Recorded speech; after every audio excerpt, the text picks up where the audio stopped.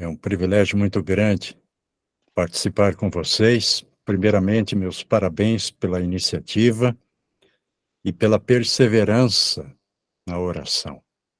Amém. Orar é um desafio, porque a resposta nem sempre chega no tempo que a gente imagina. Nem sempre chega do jeito que a gente quer, mas ela vem. E aí é preciso saber esperar. Há um relato na Bíblia que nos ajuda a entender um pouquinho sobre esse assunto. Se você tem a sua Bíblia aí, abra em Gênesis capítulo 25. Gênesis capítulo 25. Nós temos aqui uma história de uma mãe que estava preocupada e muito preocupada com a gestação com seus filhos. É o caso que encontramos em Gênesis 25, a partir do verso 20.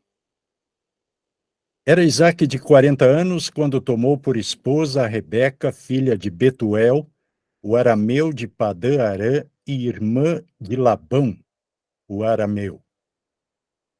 Isaque orou ao Senhor por sua mulher, porque ela era estéril. E o Senhor lhe ouviu as orações, e Rebeca, sua mulher, concebeu.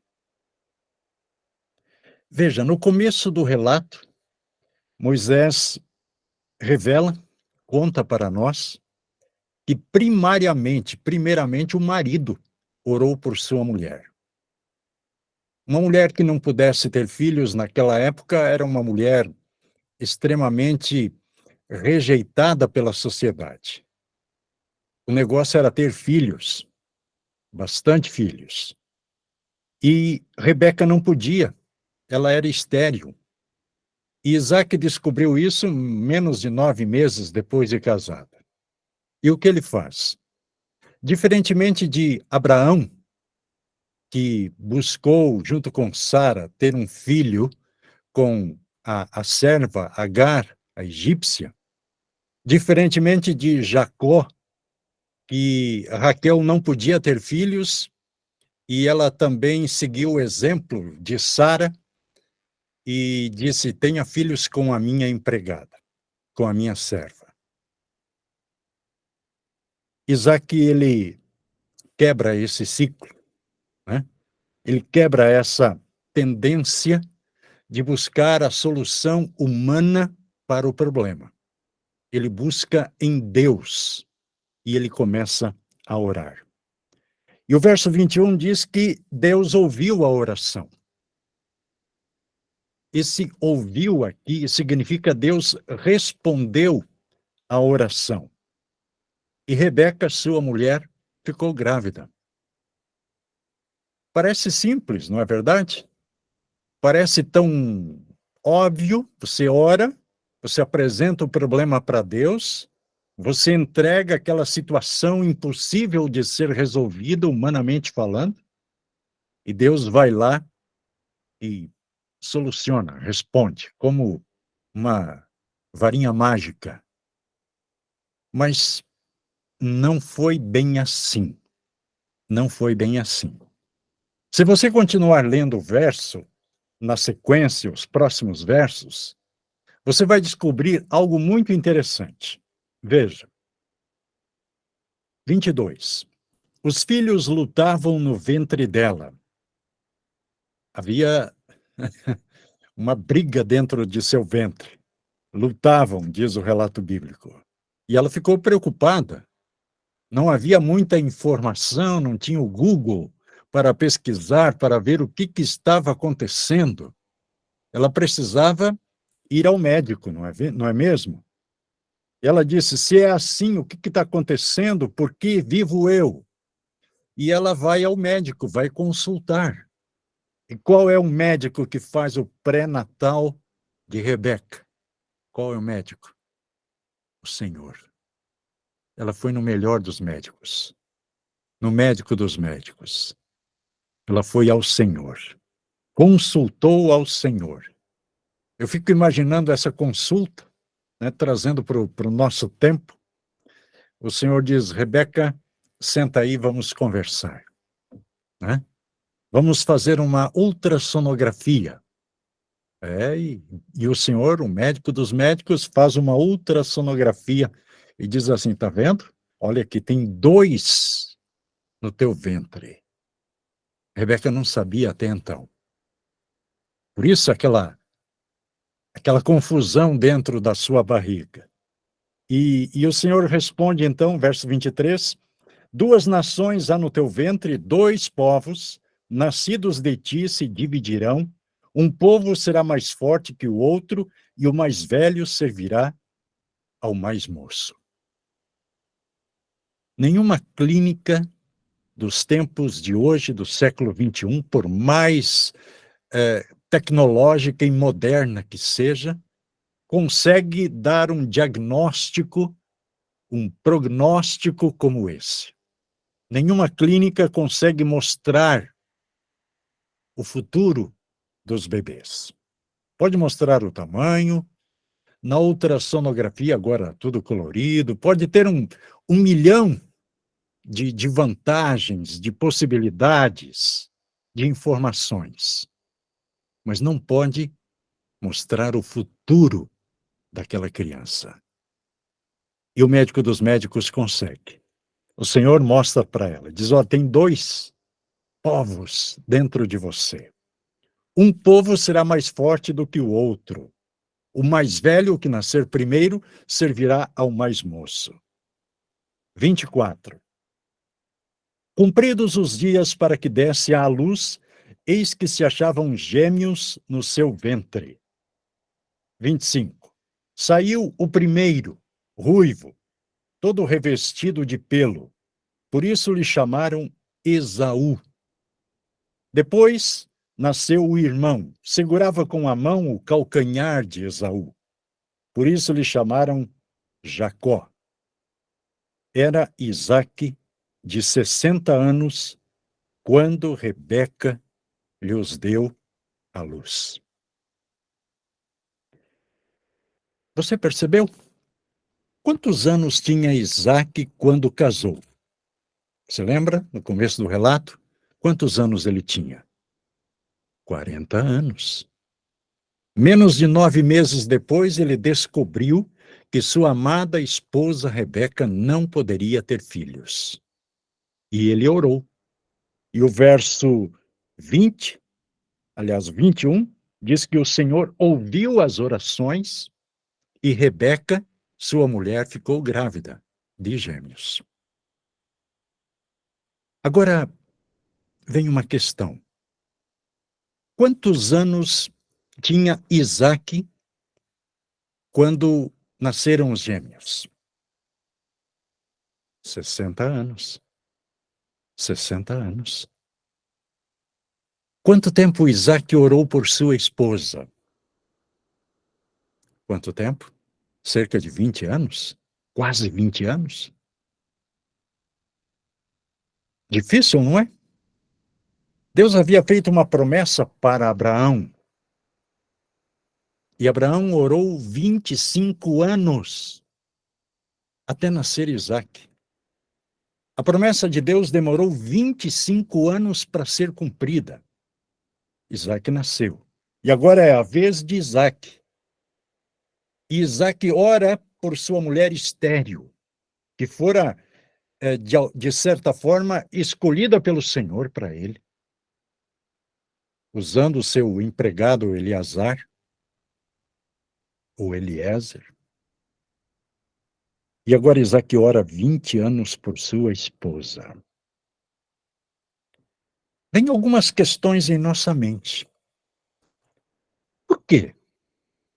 Abraão precisou orar 25 anos por Sara, pelo nascimento de Isaque. Por que Isaque precisou orar 20 anos para que nascessem Esaú e Jacó? Sabe, muitas vezes nós, na nossa finitude, não conseguimos entender, não conseguimos compreender essa aparente demora de Deus. Por que Deus demora? Deus não havia feito uma promessa para Abraão? Sim ou não? Sim.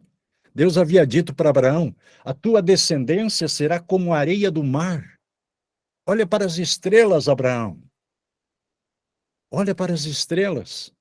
Consegue contá-las? Não consegue, não é, Abraão? A tua descendência será como as estrelas. A mesma promessa foi repetida para Isaque, o filho da promessa.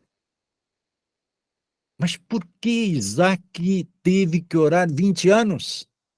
Se Deus tinha feito uma promessa, Deus não iria, de alguma maneira, cumprir a promessa? Sabe, na oração há algumas coisas muito interessantes. Quando Deus quer fazer grandes milagres, Ele quer nos dar a oportunidade de participar do milagre. E a nossa parte é a mais fácil, é a mais simples. É pedir, é fazer aquilo que está ao nosso alcance, é confiar, é perseverar, é pedir, é bater, é insistir. Por quê? Para convencer Deus de algo? Deus não é convencido pelas nossas orações. Nós não mudamos a vontade de Deus pela quantidade de orações, de jejuns. Aliás, a oração não muda a Deus. A oração foi nos dada como uma ferramenta para mudar a nossa vida, para nos tornar mais semelhantes, mais parecidos com Deus, para estarmos com a nossa mente, a nossa vida, a nossa percepção de acordo com a vontade de Deus. A oração modifica a nossa vida, nos faz entender, nos faz aceitar a vontade de Deus. É para isso que existe a oração. Por isso, nessa manhã, eu gostaria de fazer um desafio para você que é mãe, você que tem orado por seus filhos, tem clamado, tem colocado o nome de seus filhos diante de Deus todos os dias. Continue. Continue, não desista. E se Isaac tivesse desistido, eu imagino que Rebeca também uniu-se ao marido naquela batalha espiritual, naquele sonho impossível aos olhos humanos. A oração foi transformando a vida de Isaac.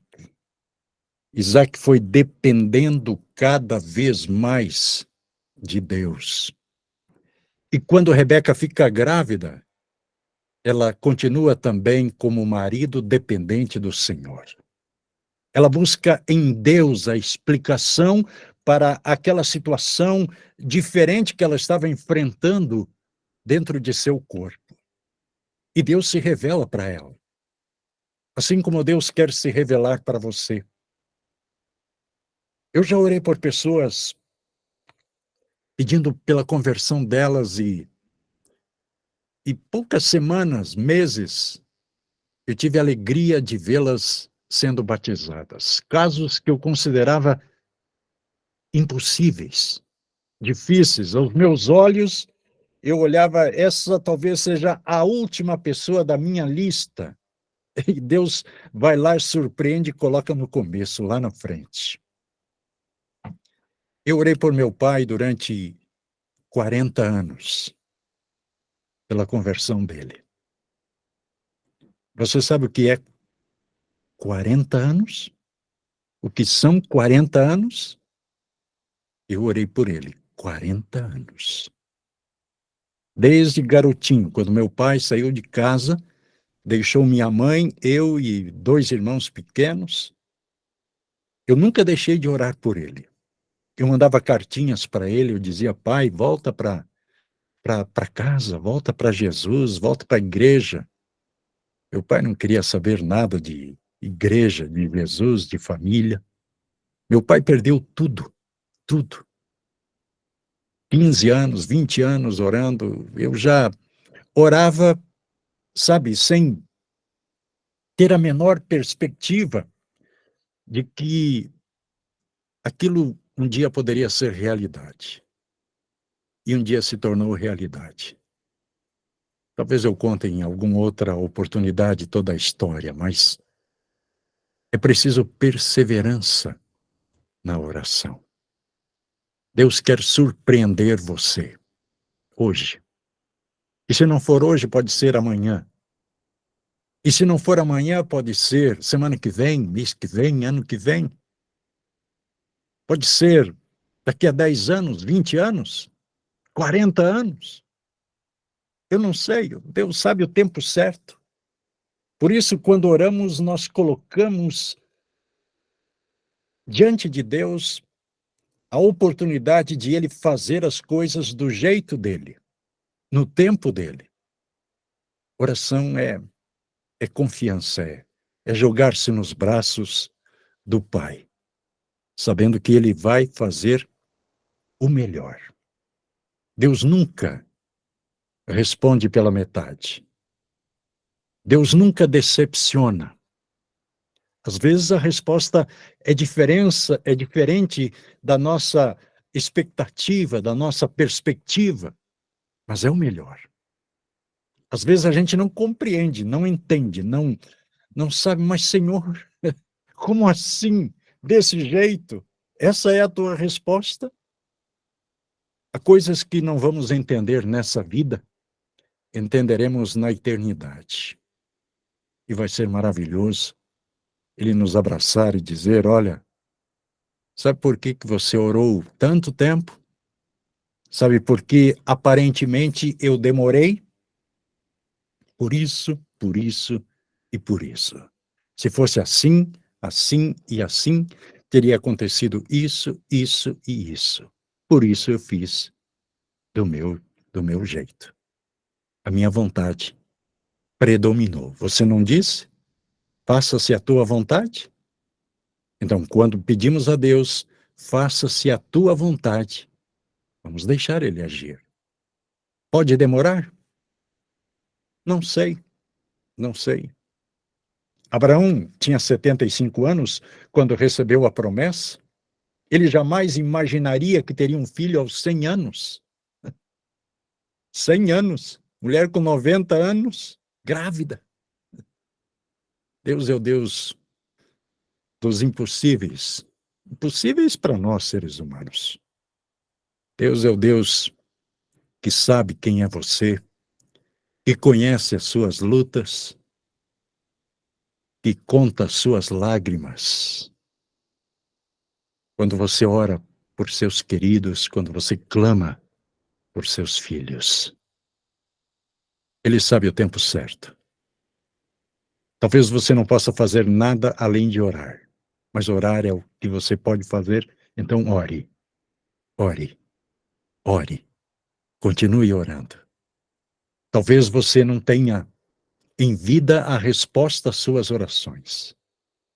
Quando eu saio por aí pregar nas igrejas e eu conto a minha história, eu recebo muitos abraços e converso com pais já idosos, e eles com os olhos cheios de lágrimas dizem, pastor, eu estou orando há tantos anos pelos meus filhos que estão longe dos caminhos de Deus. E eu sempre digo, continue orando. Talvez nessa vida você não tenha a resposta, mas uma surpresa maravilhosa Deus terá para você na manhã da ressurreição. Faça a sua parte. Ore. Aquilo que é impossível aos seus olhos, deixe para Deus. Ele sabe como fazer. Que Deus nos abençoe. Amém. Amém, pastor. O senhor pode fazer uma oração para finalizar? Sim. Querido Deus e Pai, nós olhamos para a Tua palavra nessa manhã, olhamos para a história de Abraão, de Isaac, de Sara, de Rebeca, e olhamos também para a nossa vida e para o tempo que temos dedicado para interceder, para clamar pelos nossos queridos, que tanto amamos, pelos sonhos, projetos que temos. Sabe, Pai, nós somos muito apressados, nós queremos as coisas para ontem. Nós não temos facilidade para esperar. Por favor, Senhor, ajuda-nos a confiarmos mais em Ti, menos em nós, tendo a certeza absoluta que Tu farás o melhor.